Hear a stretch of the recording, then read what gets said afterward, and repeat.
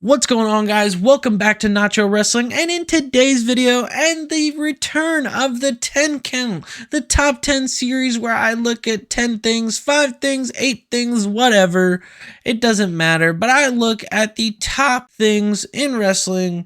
And in today's episode, we are looking at the top 5 things that could get me to possibly watch WWE again. As a lot of my longtime viewers and subscribers know, I've not been watching WWE since SummerSlam 2025, and it's been quite a long time, but I can keep up with the bare minimum of things via social media and like watching every once in a while. You know, I have Netflix. If I'm not doing something on Monday, why not just turn it on and see what's going on? But other than that, I don't really watch, but I'd like to. It'd be nice to try and watch WWE again, as crazy as it sounds. So, with that out of the way, be sure to like, comment, subscribe, hit the bell to stay up to date on all things Nacho Wrestling, and hit the bell as well so you can never miss an upload from me. And with that out of the way, let's throw it to the nice new fancy intro for the 10 count.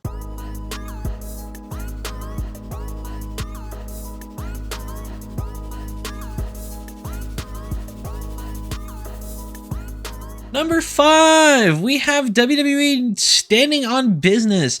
I think that obviously WWE has had a lot of their things recently, their news, speculation, whatever, spoiled by dirt sheets. And whether that's by design or not is completely up to them. We're completely up to us to interpret. However you want to look at that is obviously, like I said, up for you to interpret. It's just silly. It's idiotic to think that WWE, the biggest game in town, the preeminent home of wrestling and sports entertainment, can say, oh no, I don't, I'm not doing that. And the dirt sheets can go, yeah, right, buddy. And go and behind their back release this information about how WWE is about to have a mass release of people. And then WWE say, no, we're not going to do that, guys. Guys, come on. We're not doing that. And then they release like 45 people. That's fucking crazy. Or the biggest example of this, I think, is the John Cena announcement at Backlash. Was it Backlash? I think it was Backlash. Backlash.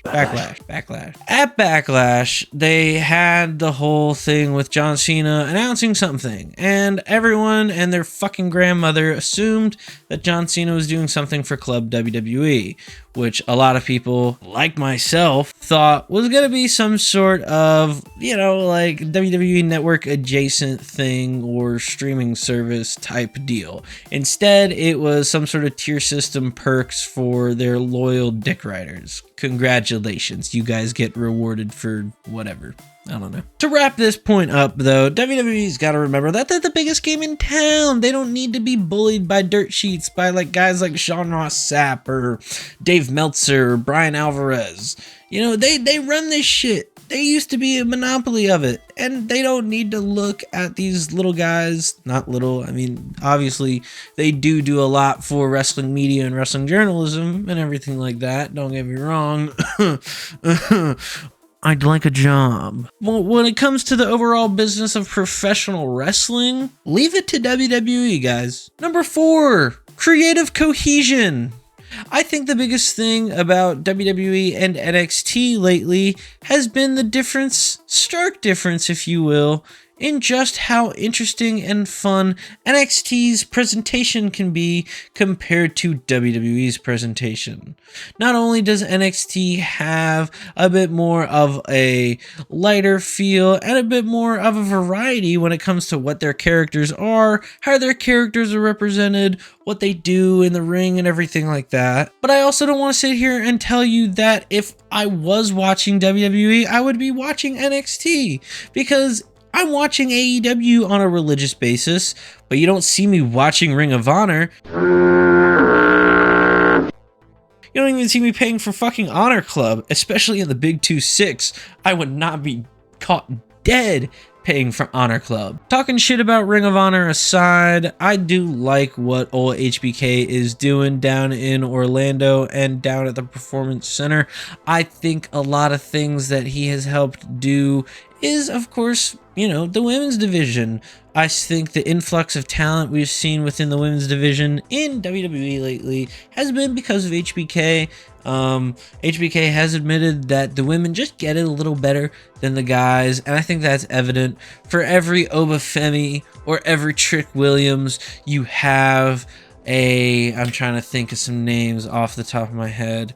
You have guys, I don't watch NXT. I'm not even bullshitting. I can't give you one. Izzy Dame, that name? Maybe. It sucks that the more likely outcome for this scenario in this topic is that TKO will look at all the fun that people have watching NXT and the fans that are there at the Performance Center, and they'll want to get involved in that the way Vince wanted to get involved in that back in the day and created NXT 2.0. We'll have an NXT 3.0, or at this point 4.0, since they went from the paint splatter back to the black and gold to the silver and black. I guess if we're going off like the NWO chain of events, it's time for red and black. That'd be cool. Number 3, celebrities need to stay in the crowd. Now, don't get me wrong, I love the fact that celebrities are getting more involved in wrestling. I love that celebrities are comfortable with telling their massive fan bases, their millions of audiences and millions of audiences, that, hey, I like this niche thing that not a lot of people like anymore. I like that. That's really cool.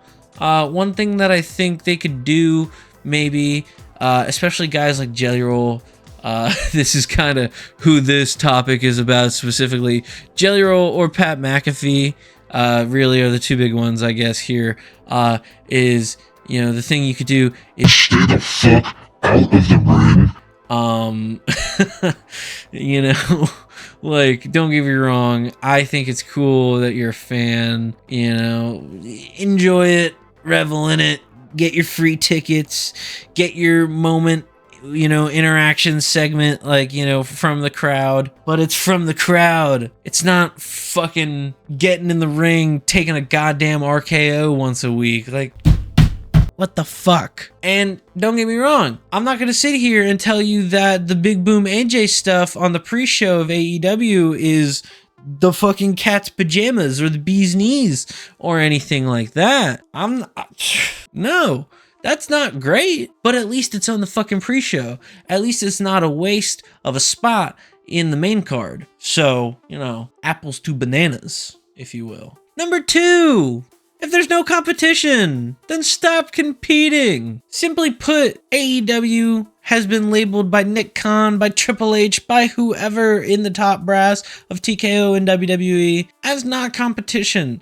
I'm gonna sit back and take this fucking shit. They laugh at Tony Khan. They bully Tony Khan like backyard bullies and everything like that. Okay, that's fine. Tony Khan is, you know, he's a grown adult. He can take his licks like a man, and he can come back and retaliate how he wants, right? And we're all adults. We could fucking sit here all day and talk about how, you know, oh, they're petty for saying it. Tony's petty for retaliating. Whoever, blah, who gives a shit? What I care about, and this is the big one here, what I care about is the fact that they say they're not competition, and yet how many times has Saturday Night's Main Event gone against one of AEW's pay-per-view shows that are on a Saturday? How many times have NXT pay-per-views gone against an AEW pay-per-view? How many times have the AAA shows gone against a Ring of Honor show or something like that? Anything like that. It's been constantly guerrilla warfare, like counter-programming stuff, and it doesn't work. You want to know why it doesn't work? You want to know how I know it doesn't work? Because, fun fact, I've only talked about it a million times on the channel. I went to All In Texas last year, which was on Saturday, July 12th. And after the show, we were leaving, and me and my girlfriend were sitting there, and I was genuinely curious, what happened at a Saturday Night's Main Event? Because that was happening right as the show was ending, right as Hangman was beating and vanquishing the Death Riders with the help from Swerve and the help from everybody else. At this amazing moment for AEW. Honestly, I didn't look it up because I thought I would remember. Couldn't tell you. Couldn't tell you at all what happened at that show at Saturday night's main event, because it doesn't fucking matter. It doesn't matter. And you know, that's the big one here, guys, is it's not that it didn't matter. Because you could make the argument about a lot of things not matter in AEW. Like, I can tell you, I could tell you exactly what happened at the end of All In Texas, but that's because it was a great moment. I want to say, was the Saturday, July 12th, hold on, post-editing Ryan, time to speed it up. We're going to look this up. Here we go. Ready? Speed it up. Double time. Watch me look this up now.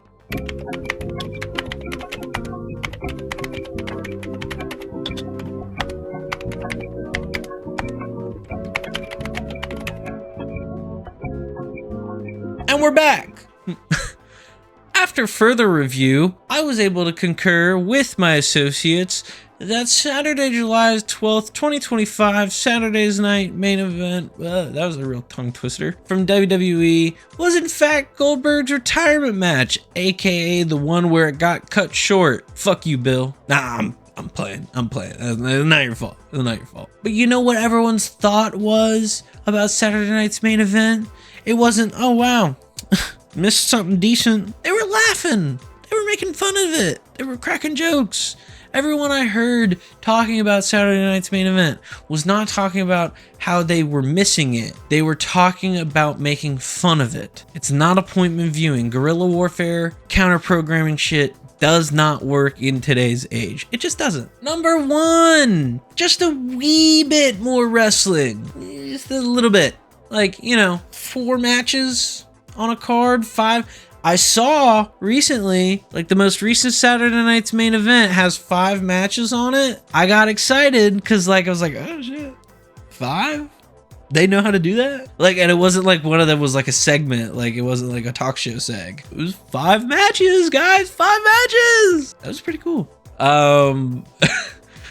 I don't know, you know, like if WrestleMania back in the day used to be like a 10-match affair, and I'm talking about like even during the beginnings of it being 2-night event, like back like right at the start of pandemic, it was 12 matches. And granted, that was because they were really trying to fill out the card and make people enjoy WrestleMania since no one was there in the crowd. So, you know, that one was different. But even like the first couple after pandemic, you know, there were still 8 matches, 9 matches, I want to say maybe even 10 on the cards for both nights. So you're looking at 17 matches, 18 matches, something like that. 20 if they're 10-match cards, you know. Nowadays, you're looking at 2 6-match cards. So it sucks because a lot of people want to see these wrestlers work. I think that's the biggest thing. I want to see these wrestlers get opportunities. These wrestlers get opportunities, but they get them so sparsely nowadays because everything's got to be a fucking ad read. And there's got to be all these ad segs instead of wrestling. So you can be World Wrestling Entertainment, but you also have to be World Wrestling Entertainment. There's a balance to it. It's a balancing act that they have to figure out, and I feel like a guy like Nick Khan just puts a little too much emphasis on entertainment. Well, that's it for the return episode of the 10 Count. Let me know what you guys thought about it down in the comments below. And if you're still watching WWE today, let me know down in the comments below, what is your number one reason why I should get back into WWE? Like I said, let me know about that down in the comments. Be sure to like and subscribe and hit the bell to stay up to date on all things Nacho Wrestling and to never miss an upload. And I will see you guys next time.